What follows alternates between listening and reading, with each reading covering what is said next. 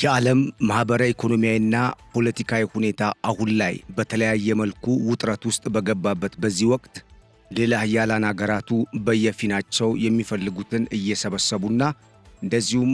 አጣምረው ለመሄድ የሚፈልጉትን ኃይልና አገራትን ወደ ራሳቸው በመሳብ እርስ በርስ እየተሳሳቡ ባለበት በዚህ ወቅት የምስራቅ አፍሪካ ቀጠናና የቀይ ባህር ቀጠና ጉዳይ አሁን ላይ ዋና መነጋገሪያ ሆኗል። በሌላ መልኩ አፍሪካን የተቆጣጠረ መጪውን ዓለም ይቆጣጠራል የሚለውም አጀንዳ በጠረጴዛ ላይ እንዳለ ነው። ታዲያ ይህ ባለበት ሁኔታ አሁን ላይ የባህር በር እየጠየቀች ያለችው ኢትዮጵያ በእነኚህ በሌላ ሀያላን አገራት ትኩረት ከተሰጣቸው የአፍሪካ አገራት መካከል ቀዳሚዋ ሆናለች። ይህ ደግሞ ከዚህ ቀደም ታይቶ በማይታወቅ ሁኔታ ነው የተባለ ሲሆን በተለይም አሁን ላይ ዓለም እያስፈለጋት ነው የተባሉትና አሜሪካን ጨምሮ እንደ ቻይና እንደዚሁም ህንድና ራሽያን የመሳሰሉ አገራት በስፋት የሚፈልጓቸውና በዓለም ላይ በትንሽዬ መጠንና በተወሰኑ ቦታዎች ይገኛሉ የተባሉና በጣም ውድ የሚባሉ የከበሩ ማዕድናት የሚገኙባቸው አገራት ከሚባሉ የአፍሪካ ዋና ዋና የማዕድን መዳረሻ አገራት መካከል ኢትዮጵያ አንዷ የመሆኗ ጉዳይ ደግሞ ለዚህ ዓለም አቀፍ ትኩረት ማግኘት ዋና ምክንያት እንደሆነ ተንታኞች ያነሳሉ። ብሮክ ኢንስቲትዩት የተሰኘው የአሜሪካ የውጭ ግንኙነት ፖሊሲ ጥናትና ምርምር ተቋም ባለፈው ዓመት የአሜሪካን የአፍሪካ የውጭ ግንኙነት ፖሊሲን በሚመለከት ባሰራጨው አዲስ የጥናት ሪፖርት እንዳመላከተው አሜሪካ ከዚህ ቀደም በአፍሪካ ላይ ስትከተል የነበረውን የተለያየ የውጭ ግንኙነት ፖሊሲ አሁን ላይ መቀየሩ የግድ እንዳላት አመላክቷል። ለዚህ ደግሞ በዋናነት የተለያዩ ምክንያቶችን የዘረዘረ ሲሆን በተለይም ከቻይናና ከራሽያ እንደዚሁም ብሪክስ በሚል አሁን ላይ አሜሪካንና የምዕራቡ ዓለምን በእጅጉ እየተፎካከረ የሚገኘውና ከፍተኛ የሆነ ኢኮኖሚያዊ አቅምን እየፈጠረ የመጣው ይህ የጠንካራ ሀገራት ስብስብ ለአሜሪካም ሆነ ለምዕራቡ ዓለም ሀገራት ከፍተኛ የሆነ ስጋትን መፍጠሩ ነው። ታዲያ ይህንን ተከትሎ አሜሪካ አሁን ላይ በበርካታ የአፍሪካ ሀገራት እጇን ለማስገባት ከፍተኛ እንቅስቃሴን እያደረገች ሲሆን ከዚህ ቀደም በተለየ መልኩ አሁን ላይ አሜሪካ እንደ ከዚህ ቀደሙ በእርዳታና የተለያዩ ተጽዕኖዎችን በማድረግ አገራቱ ወደ እሷ ለመሳብ ሳይሆን በተለየና በታቀደ መልኩ ከአፍሪካ ሀገራት ጋር ሊያውም ማዕድንና የተለየ የተፈጥሮ ሀብት አቅም አላቸው ከሚባሉ እንደ ኢትዮጵያ፣ ዚምባብዌ፣ ደቡብ አፍሪካ፣ ናይጄሪያ፣ ሞሮኮና እንደዚሁም ዲሞክራቲክ ሪፐብሊክ ኦፍ ኮንጎን የመሳሰሉ ሀገራት ጋር ከፍተኛ የሆነ የንግድና ኢንቨስትመንት ግንኙነትን ለመፍጠር እንቅስቃሴ እያደረገች መሆኗ በእርግጥም የቀጣዩን ዓለም የሚጨብጠው አፍሪካን የተቆጣጠረ ነው የሚለው አጀንዳ አሁን ላይ በእጅጉ ገዝፎ እየመጣና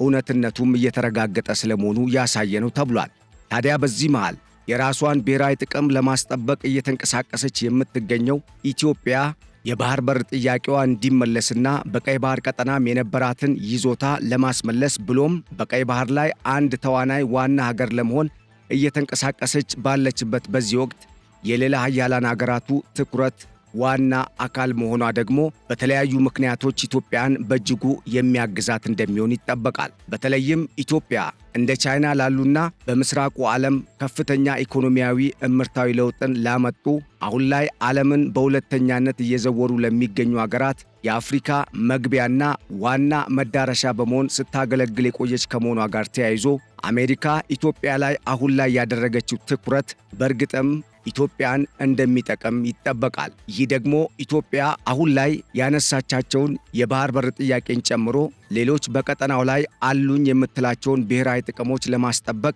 የነኚህ የሌላ ሀያላን አገራትን ጫና ከመቀነስ ጀምሮ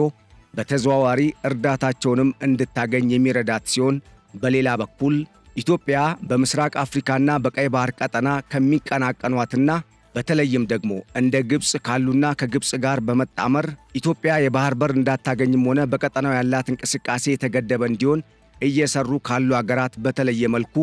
ድጋፍንም ትኩረትንም እንድታገኝ የሚያስችላት ከመሆኑም በላይ ተጽዕኖዋ እያየለ እንዲመጣ ትልቅ መሰረትን የጣለ ስለመሆኑ እየወጡ ያሉ መረጃዎች አመላክተዋል።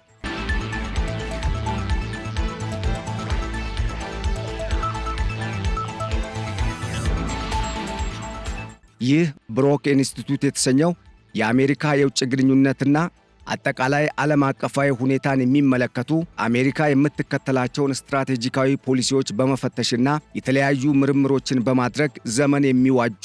አዳዲስ የፖሊሲ ምክረ ሐሳቦችን የሚያቀርበው ይህ ኢንስቲትዩት እንዳስታወቀው አሜሪካ በእርግጥም ከቀደመው ጊዜ በተለየ መልኩ አሁን ላይ በእጅጉ ከአፍሪካ ጋር የመጣመሯ ጉዳይ አስፈላጊና የግድ እንደሆነ አመላክቷል። ይህ ደግሞ አሜሪካ ቻይና በአፍሪካ ውስጥ ያላትን ይዞታ እንድትቀንስ አሊያም እንድትገዳደር ከማድረጉም በላይ በሌላ በኩል አፍሪካን በእጇ ማስገባቷ አሜሪካ የነበራትን በዓለም ላይ ያላትን የበላይነት እንድታስቀጥል እንደሚረዳትም ጠቁሟል። ይሁንና ግን ይህ የፖሊሲ ጥናት ኢንስቲትዩት ያወጣው አዲስ የጥናት ሪፖርት የተለያዩ ክፍተቶችም እንዳለው ተመላክቷል። በተለይም ይህ የጥናት ሪፖርት በምስራቅ አፍሪካና በቀይ ባህር ቀጠና እንደዚሁም በመካከለኛው ምስራቅ ያሉ ሀገራትን በሚመለከት አሁንም ድረስ የተለያዩ ምልከታዎችን ከግምት ውስጥ ማስገባት እንዳለበት የሚጠቁሙ የጂኦፖለቲክስና የዓለም አቀፍ ግንኙነት ምሁራን እንደሚያስረዱት በዚህ ቀጠና ላይ እንደቀደመው ጊዜ አንድ አገር ብቻ ሁሉንም ነገር ጠቅልሎ ሊሄድ እንደማይችል በማገናዘብ በተለይም ራሽያና ቻይና በምስራቅ አፍሪካና በቀይ ባህር ቀጠና ብሎም በመካከለኛው ምስራቅ ካሉ እንደ ተባበሩት አረብ ኤምሬትስ፣ ሳውዲ አረቢያ፣ ኳታር፣ ኩዌትና ራቅም ብሎ ኢራንን የመሳሰሉ አገራት ጋር ያላቸው ግንኙነት አሜሪካን በእጅጉ ሊያሳስባት የሚገባ እንደሆነና አሜሪካ በቀጠናው ምናልባትም አካሄዷን የማትቀይር ከሆነ እየተበለጠች እንደማትመጣ ምንም ዋስትና እንደሌለ በማረጋገጥ ለዚህ ዋና መፍትሄ ይሆን ዘንድ አሜሪካ በቀጠናው ላይ አዲስ የሆነ ስትራቴጂካዊ ግንኙነትን ለመፍጠር የሚያስችላት የውጭ ግንኙነት ፖሊሲን መከተል እንዳለባት እነኚሁ ምሁራን ይጠቁማሉ። በሌላ በኩል ምንም መስጠት ያልቻለችውና በተለይም የሱዌዝ ካናልን ብቻ በመቆጣጠር የአሜሪካና የአውሮፓ ሕብረትን ከፍተኛ የሆነ ወታደራዊና ኢኮኖሚያዊ ድጋፍን በማግኘት ዓመታትን ያስቆጠረችው ግብፅ የአሜሪካንም ሆነ የሌላ ኃያላኑን ጥቅም በሚጎዳ መልኩ ምስራቅ አፍሪካ ላይ ብሎም ቀይ ባህር ላይ እያደረገች ያለችው እንቅስቃሴ አንዱ ሌላኛው ምልከታና ትኩረት ሊሰጠው የሚገባ ቀላል የማይባል ጉዳይ እንደሆነ በማመላከት በተለይም እንደ ኢትዮጵያ ያሉ በቀጠናው ከፍተኛ ተሰሚነትና ተቀባይነት ያላቸው ብሎም የአፍሪካ ሕብረት መቀመጫ እንደመሆኗ መጠን በአፍሪካ ላይ ትልቅ ድምፅ አላት የምትባለው ኢትዮጵያ በዚህ ቀጠና ላይ ያላትን ጥቅም ለማስጠበቅና የአፍሪካም አጠቃላይ ዓለም አቀፋዊና ቀጠናዊ እንቅስቃሴን ለመዘወር የሚያስችል ትልቅ ስትራቴጂካዊ አካሄድን ነድፋ ከቀጠናውም ሆነ በዓለም አቀፍ ደረጃ በዚህ ቀጠና ላይ እንቅስቃሴን ከሚያደርጉ ሀገራት ጋር ያላት ግንኙነት እየተጠናከረ እንዲሄድ ማድረግ እንደሚገባት ጠቁመዋል። ታዲያ ይህንን ለማድረግ እንደ ግብፅ ያሉ ተንኳሽና በተለይም የአረቡ ሀገራትን በማስተባበር የምስራቅ አፍሪካ ቀጠና አሁንም ድረስ እንደ አሜሪካና ቻይና፣ ራሽያን የመሳሰሉ ሀገራት በእጅጉ የሚቋምጡለት ትልልቅ ማዕድናት ያሉበት ቀጠና ቢሆንም ይህንን ሀብቱን እንዳይጠቀም እያደረገች ያለችው ሰላምን የማሳጣትና ግጭትን የመቀስቀስ ተግባርን እንዲቀንሱ የፖሊሲ ግፊት ካላደረገች አሁንም ድረስ የቀጠለው የግብፅ ጫና ምናልባትም በመጪዎቹ ጥቂት ዓመታት ውስጥ ሊቀረፍ የማይችልበት ሁኔታ ሊፈጠር ስለሚችል ኢትዮጵያ አሁን ከቀረበላትና በተለይም የዓለም አቀፉ ሥርዓት በመፋጨቱ ምክንያት በመጣው አዲስ ዕድልና ለውጥ ምክንያት ልትጠቀም የሚገባትን ጥቅም እንዳታጣ ጥንቃቄ ማድረግ እንደሚገባትና ይህንንም ዕድል እንዳያመልጣት ጥንቃቄ የተሞላበት አካሄድንና በጣም ወሳኝ የሚባሉ ስትራቴጂካዊ ግንኙነቶችን መፍጠር ላይ ትኩረት አድርጋ መስራት እንደሚገባት ይጠቁማሉ። ሰላም ጤና ይስጥልን ውድ አድማጭ ተመልካቾች፣ ይህ ገበያ ሚዲያ ነው። ፕሮግራማችን ከገበያ ሚዲያ በዚህ ሰዓት ዘውትሮ ወደ እናንተ የሚደርሰው የገበያ ሚዲያ ልዩ ጥንቅር የመረጃ ፕሮግራማችን ነው። ከላይ እንደሰማችሁት አሁን ላይ በዓለም አቀፍ ደረጃ እየተከሰቱ ያሉ የተለያዩ ዓለም አቀፋዊ ማኅበራዊ፣ ኢኮኖሚያዊና ፖለቲካዊ ለውጦች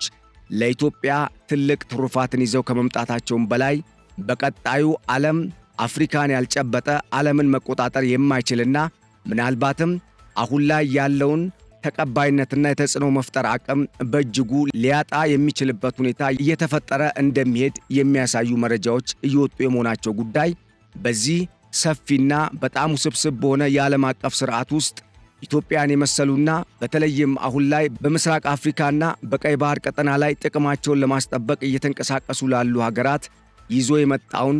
ትልቅ የሚባል ፋይዳን ለመጠቀም የሚያስችል ዕድልን የመፍጠር ሥራ ላይ አበክረው የመስራታቸው ጉዳይ አስፈላጊ መሆኑን ያመላከቱ መረጃዎችን የዳሰሰ ለእናንተ የሚመጥንና በሚገባ የተዘጋጀ ጥንቅርን እንደሚከተለው በትንታኔ መልክ አዘጋጅተናል። ቆይታችሁ ከኛ ጋር ያማረ እንዲሆን እየጋበዝኩኝ ቻናላችንን ቆይታችሁ ለተቀላቀላችሁ ሰብስክራይብ እና ፕሮግራማችንን ላይክ እያደረጋችሁ ቆይታችሁ ከኛ ጋር ያማረ ይሁን እያልኩኝ የምትሰጡን አዲስ ሐሳብ አስተያየት ካለ ደግሞ እንደዚሁ በሐሳብ መስጫ ሳጥኑ በኩል እንድታጋሩን እየጋበዝኩኝ ወደ ጀመርኩት የትንታኔ መረጃ እንደዚህ እቀጥላለሁ።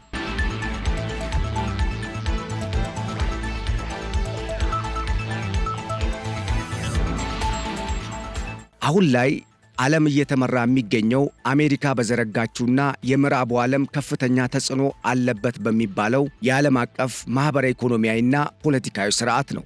ይህ ዓለም አቀፋዊ ማኅበራዊ ኢኮኖሚያዊና ፖለቲካዊ ሥርዓት አሁን ላይ እንደ ቀደመው ጊዜ በእነ አሜሪካና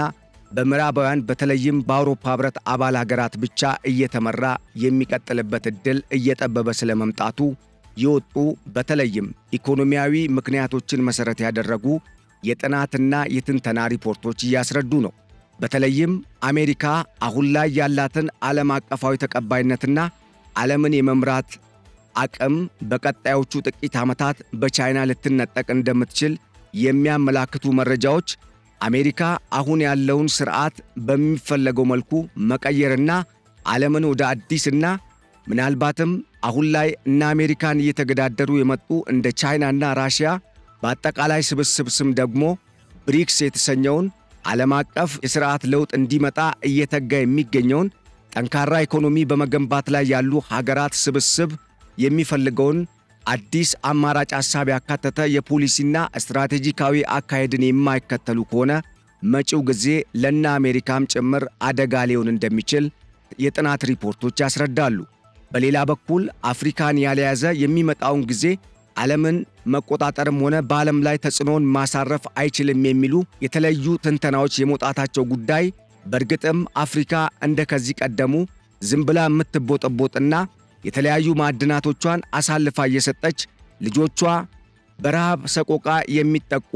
እንደዚሁም በግጭትና በተለያዩ ፖለቲካዊና ማኅበራዊ ቀውሶችና አለመግባባቶች እርስ በርስ እየተባሉ እድገታቸው ኮስምኖና እንደዚሁም ልማታቸው ጠውልጎ የሚቀሩበት ጊዜ እያበቃ የሄደበት ሁኔታ እየተፈጠረ ስለመሆኑም ያመላክታሉ። ምንም እንኳን በርካታ የአፍሪካ ሀገራት አሁንም ድረስ ሙስናን ጨምሮ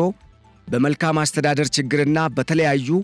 ከዲሞክራሲና ከፖለቲካዊ ነጻነት ጋር በተያያዘ ብሎም ከሰብአዊ መብት አጠባበቅና ከዜጎች ማኅበራዊ ፍትሕ ጋር በተያያዘ ከፍተኛ የሚባል ትልቅ ቀውስና ትችት የሚሰነዘርባቸው ቢሆንም ይሁንና ግን አፍሪካ በመጪዎቹ ጊዜያት የዓለም ዋና የትኩረት ማዕከልና የዓለም የፖለቲካና በተለይም የኢኮኖሚ መዳረሻ የመሆኗ ጉዳይ አጠያያቂ እንዳልሆነ በጥናት ላይ የተደገፉ አሁናዊ ወቅታዊ መረጃዎች እያመላከቱ ይገኛሉ። ይህ ደግሞ በዋናነት አፍሪካ አሁንም ድረስ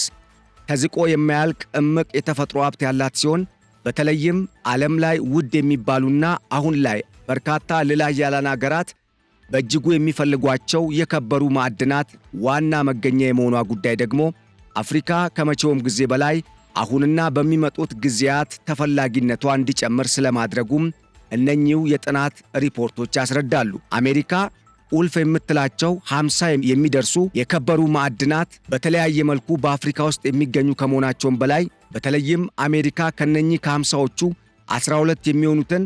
በተለየ መልኩ ከውጭ አገር የምታስገባ መሆኗ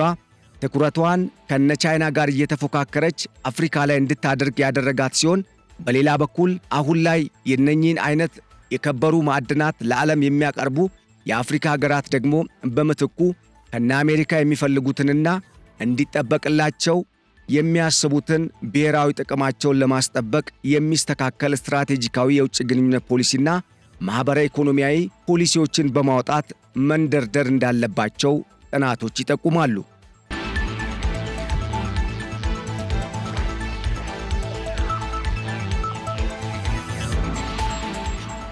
ዓለም አሁን ላይ በከፍተኛ ማኅበራዊ ኢኮኖሚያዊና ፖለቲካዊ ውጥረት ውስጥ ስትሆን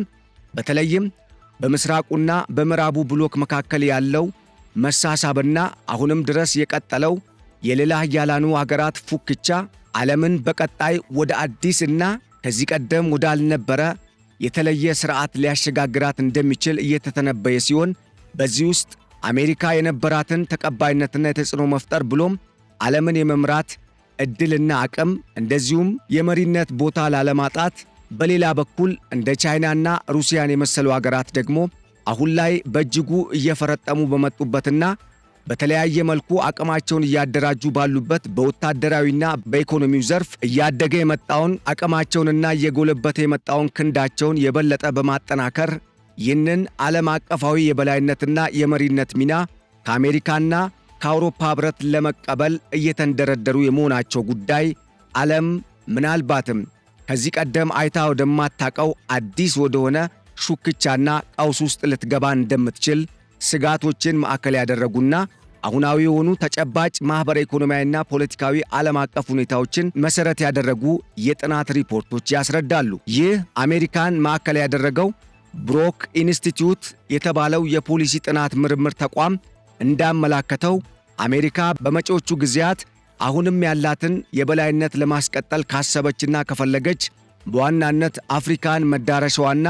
ዋና የትኩረት ማዕከሏ ማድረግ አለባት በማለት ይህ ደግሞ በዋናነት በኢንቨስትመንትና በንግድ ላይ የተመሠረተ ስትራቴጂካዊ የውጭ ግንኙነት ፖሊሲ ማዕቀፎች ላይ ትኩረት በማድረግ እንቅስቃሴዋን በተለይም ከአፍሪካ ሀገራት ጋር የሚኖራትን ግንኙነት ማጠናከር እንደሚገባት በምክረ ሐሳብ ደረጃ የለገሰ ሲሆን፣ በሌላ በኩል አሜሪካ ያስፈልጓታል የተባሉና አሁን ላይ እንደ ቻይና ባሉ ሀገራት ላይ ጥገኛ የሆነችባቸውን የከበሩ ማዕድናትን የአፍሪካ ሀገራት በገፍ ስላላቸው እነኚህን ማዕድናት በቀላሉ ልታገኝ የምትችልበትን ዕድል ከሀገራቱ የጋራ ተጠቃሚነት ጋር ያማከለ የፖሊሲ እንቅስቃሴን ማድረግ እንደሚገባትም በዚሁ ጥናቱ አመላክቷል። የአሜሪካ አሁናዊ የአፍሪካ ትኩረት በንግድ ኢንቨስትመንት ላይ ትኩረት ያደረገ እንዲሆን በዋናነት ምክረ ሐሳብን ያቀረበው ይህ ኢንስቲትዩት በተለይም ቁልፍ በሚባሉ ማዕድናትና የኃይል ዘርፍ ላይ ትኩረት ማድረግ እንደሚገባውም ጠቁሟል። ይህ ደግሞ የአሜሪካ ኩባንያዎች በርካታ ቢሊዮን ዶላሮችን እንዲያገኙ ከማድረጉም በላይ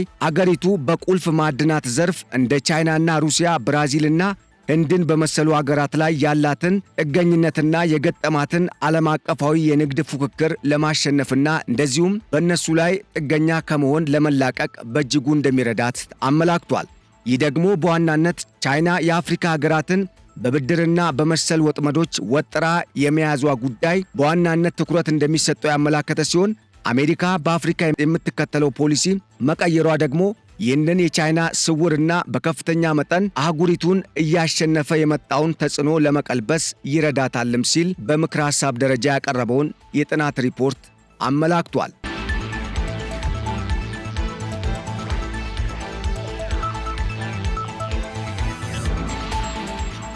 ብሮክ ኢንስቲትዩት ባለፈው ዓመት መጨረሻ ላይ የአሜሪካ መንግሥት በአፍሪካ ላይ መከተል ስለሚገባው ስትራቴጂካዊ ፖሊሲ በሚመለከት አዲስ የፖሊሲ ምክረ ሐሳብ ያቀረበ ሲሆን በተለይም ቻይና በዓለም ላይ በስፋት የማይገኙ ቁልፍ የሚባሉ የከበሩ የብረት ማዕድናትን በማቅረብ የዓለምን 55 በመቶ የብረት ማዕድናት ንግድን ስትሸፍን፣ በተለይም ይህንን የገበያ ዘርፍ የመቆጣጠሯ ጉዳይ ለአሜሪካ አሳሳቢ እየሆነ ስለመጣ እነዚህ ማዕድናትን በማቅረቡ ረገድ አሜሪካን ጨምሮ ለተለያዩ የዓለም ሀገራት በማቅረብ ቻይና አሁንም ድረስ 85 በመቶ የሚሆነውን ድርሻ የመቆጣጠሯ ጉዳይ አሜሪካ በእጅጉ ሊያሳስባት እንደሚገባ በመጠቆም ይህንን የገበያ ድርሻና በዓለም አቀፍ ደረጃ የነኚህ የከበሩ ማዕድናት በአቅራቢነት ዘርፍ የበላይነት ድርሻውን የያዘችውን ቻይናን ለመገዳደርና ምናልባትም በቻይና ቦታ ለመተካት የአፍሪካ ሀገራት ቁልፍ መሠረቶች እንደሆኑ በማመላከት አሜሪካ ከዚህ ቀደም በአፍሪካ ላይ ስትከተል ከነበረው ፖሊሲ በተለየ መልኩ የአፍሪካ ሀገራት አሜሪካን ሊቀርቡና ከአሜሪካ ጋር በትብብር እንዲሰሩ የሚያስችል ፖሊሲዎችን በመቅረጽ ከነኚህ የአፍሪካ ሀገራት ጋር በጥምረት ልትሰራ እንደሚገባም ጠቁሟል። በዓለም ገበያ ከሚቀርቡ ወሳኝ የከበሩ ማዕድናት መካከል በተለይም ሊቲየም 60 በመቶ፣ ኮባልት 80 በመቶ የሚመረተው አሊያም ተጣርቶ ለገበያ የሚቀርበው አሁንም ድረስ በቻይና የመሆኑ ጉዳይ አሜሪካ በእርግጥም የአፍሪካን ጉዳይ በቀላሉ እንዳታየው ያስገደዳት ሲሆን፣ በሌላ በኩል በአፍሪካ አሁንም ድረስ የተለያዩ ማዕድናትን ለመቀራመት ወደ ቀጠናው የሚመጡ ሀገራትን ለመከላከልም አሜሪካ እጇን ዘለግ አድርጋ ማስገባት እንደሚገባት በጥናቱ ተመላክቷል። ብሮኪንግ ኢንስቲትዩት ባጠናው ተቋማዊ ዓለም አቀፋዊ ጥናት እንዳስታወቀው ቻይና ቁልፍ የሚባሉ የብረት ማዕድናትን ከአፍሪካ በማስገባት ላይ እንዳለች የጠቆመ ሲሆን እንደ ጥናት ኢንስቲትዩቱ ሪፖርት መሠረት ቻይና ከአፍሪካ የምታስገባቸው የብረት ማዕድናትና የተለያዩ ሌሎች ማዕድናትን አጠናክራ የቀጠለችበት ሲሆን ለአብነትም እንደ አውሮፓውያን አቆጣጠር ቻይና በ2010 ከአፍሪካ ግምቱ ከ10 ቢሊዮን ዶላር በላይ የሚገመት የብረት ማዕድንን ያስገባች ሲሆን ይህም ከአፍሪካ ጋር ያላትን ግንኙነት ምን ያህል የጠነከረ እንደሆነ ያመላከተ ሲሆን ይህ ግንኙነት ከ10 ዓመታት በኋላ ማለትም እንደ አውሮፓውያን አቆጣጠር በ2022 ወደ 50 ቢሊዮን ዶላር ከፍ ሊል ስለመቻሉ ያመላከተ ሲሆን በዋናነትም በዚምባብዌ፣ በናይጄሪያና በሞሮኮ የቻይና የተለያዩ ተቋማት የሊቲየምና የተለያዩ የብረት ማዕድናትን ማቀነባበሪያ ዘርፍ ፋብሪካዎችን መክፈታቸው ደግሞ ቻይና ቁልፍ የሚባሉ የከበሩ ማዕድናትን የምታገኝባቸውን የአፍሪካ ሀገራትን ተቆጣጥራ እንደምትገኝ ያመላከተ ነው ተብሏል። በመጪዎቹ 25 ዓመታት ማለትም በ2050 የዓለም የኒኬል ማዕድን ፍላጎት በጥፍ የሚያድግ ሲሆን የኮባልት ማዕድን ፍላጎት ደግሞ በ3 እጥፍ ይጨምራል ተብሎ እንደሚጠበቅም መረጃው ይጠቁማል። የሊቲየም ፍላጎት ደግሞ ከ10 እጥፍ በላይ ያድጋል ተብሎ እንደሚጠበቅ መረጃው ያስታወቀ ሲሆን አሜሪካ አስፈላጊና ቁልፍ የኢኮኖሚ መሠረቶቼ ብላ ከመደበቻቸው 50 ቁልፍ ማዕድናት መካከልም ዋና የሚባሉት 12 የሚያሉ ማዕድናቶች ከውጭ የሚገቡ የመሆናቸው ጉዳይ ደግሞ አሜሪካ ወደነኚህ በቻይና ወደ ተያዙ ሀገራት እንድታማትር ስለማስገደዱም ተመላክቷል።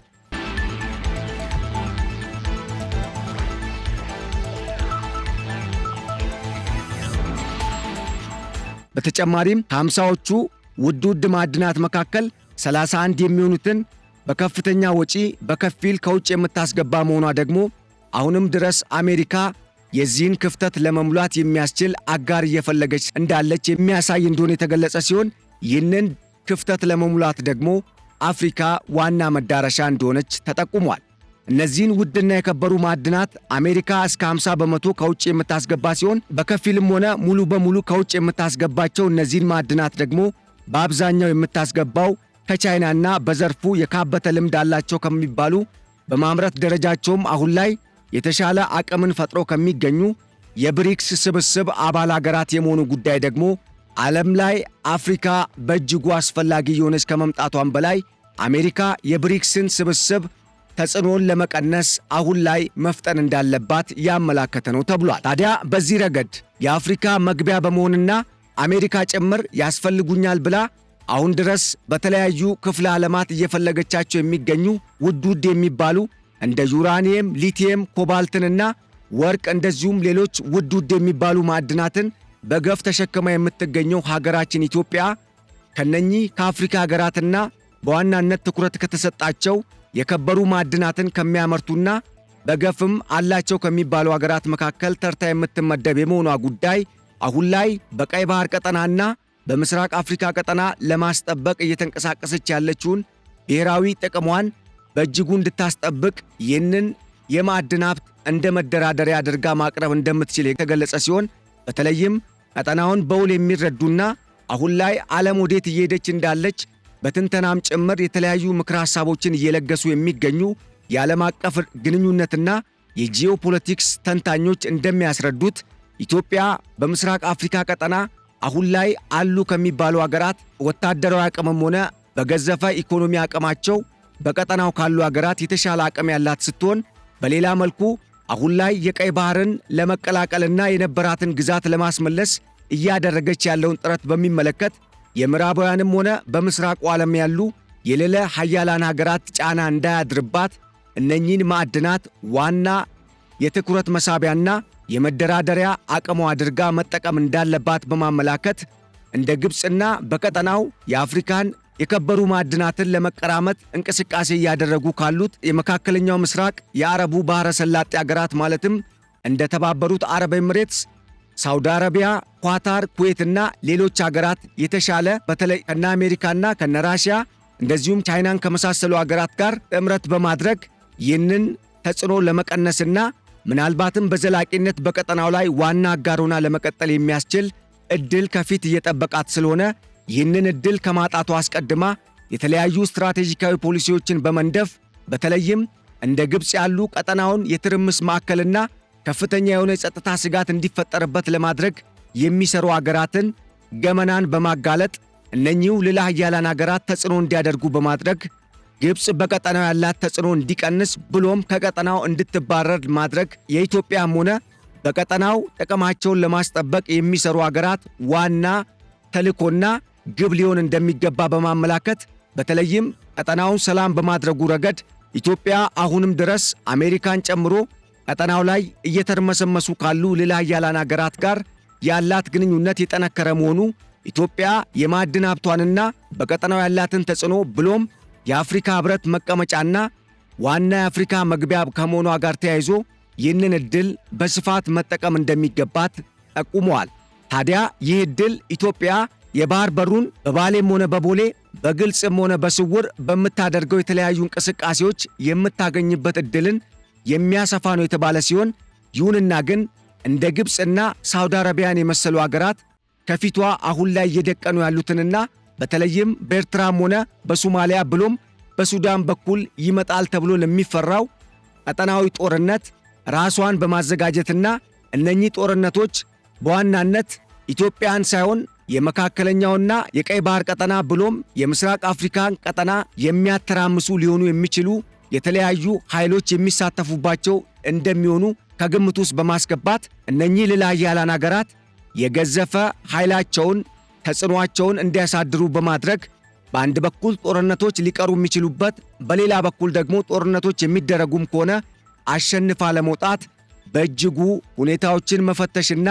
ዕድሎችን ለመጠቀም የሚያስችል አዲስ ስትራቴጂካዊ ፖሊሲን በማዘጋጀት ጥምረቷን ማጠናከርና በቀጠናው አሁንም ድረስ ተጣምሯት ካሉ ቀጠናዊም ሆኑ ዓለም አቀፍ ኃይሎች ጋር በጥምረት ወደፊት መራመድ እንዳለባት ጠቁመዋል።